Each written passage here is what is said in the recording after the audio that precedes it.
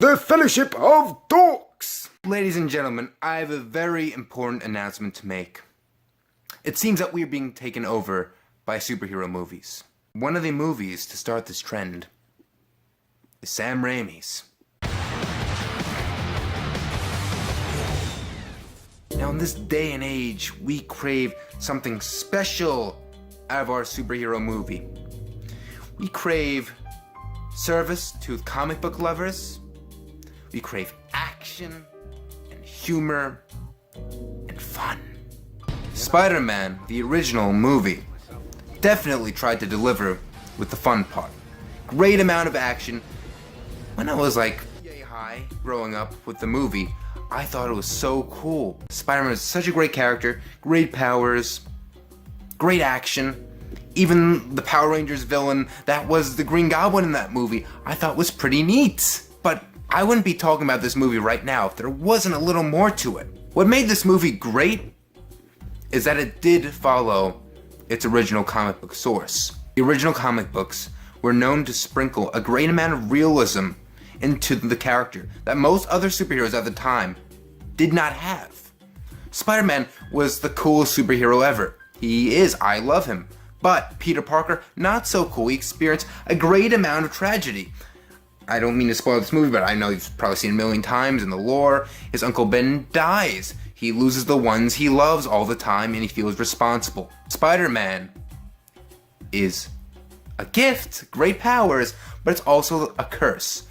And this movie definitely highlights that. It can get very emotional at times, let me tell you. I watched poor Peter Parker graduate from his high school without his Uncle Ben, and I was actually tearing up watching the movie. I kid you not. Now, this movie isn't a sad, brooding story. It's actually quite cheesy at times, and people could say that's a flaw. I think that adds to the charm of the movie. It definitely is a great character piece, and I think that's what really makes it stand out from movies, superhero movies. Now, a lot of movies focus on action, they focus on Batman and Superman fighting, then the whole Justice League movie, and the whole Justice League coming even though it's not called Justice League the movie, crazy stuff. This was a very simple movie. You had Peter Parker and the people around him, and his actions affecting the people in his life. Aunt May, Uncle Ben, Mary Jane, Harry Osborn, Norman Osborn, who becomes the Green Goblin. All great characters, great casting. I really can't think of a terribly bad performance. Maybe a few awkward extras, but nah, they're extras. They don't get paid as much. J.K. Simmons as J. Jonah Jameson is probably one of the best casting choices for a comic book movie I have seen, period. Now this movie, it's very relatable. You see the glasses, you see a little nerd cave over here.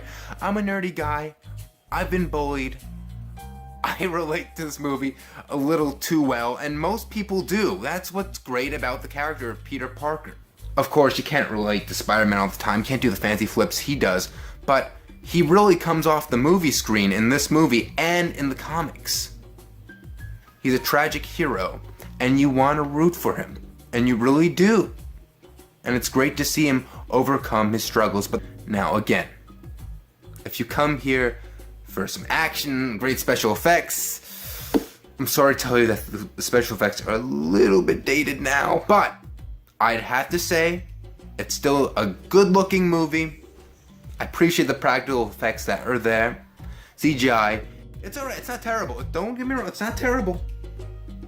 It's alright, a little dated now, but that's to be expected. I think this movie is great as a character piece for Peter Parker and how he interacts with his family and his friends. A great starting point for a great movie to come and a not so great movie afterwards. Very classic scenes. You probably know the upside down Spider-Man Mary Jane kiss. Spoilers, who? Toby Maguire nails the character perfectly. People want some comedy out of Spider-Man. Now, it worked well in the comics. I don't know how well it would work in the movies, a little too much in the Amazing Spider-Man movies. But in this movie, he's supposed to be a nerdy, awkward guy and a bit cooler as Spider-Man, and Toby Maguire does that successfully. What I appreciate about this movie in particular is it has a great amount of heart, some great themes to think of, with great power comes great responsibility and all that. In conclusion, Spider-Man, the movie, not the character, though the character also applies with this, is more amazing than the Amazing Spider-Man movies. So I highly recommend you check it out, even in this day and age where comic book superhero movies are bigger and better than ever. This movie may not have the greatest effects now, but let me tell you, it has a great amount of heart that will resonate to any normal human being. If you're a sociopath, I can't help you. Go watch Batman vs Superman. Go torture yourself. Till the next crappy review, sayonara.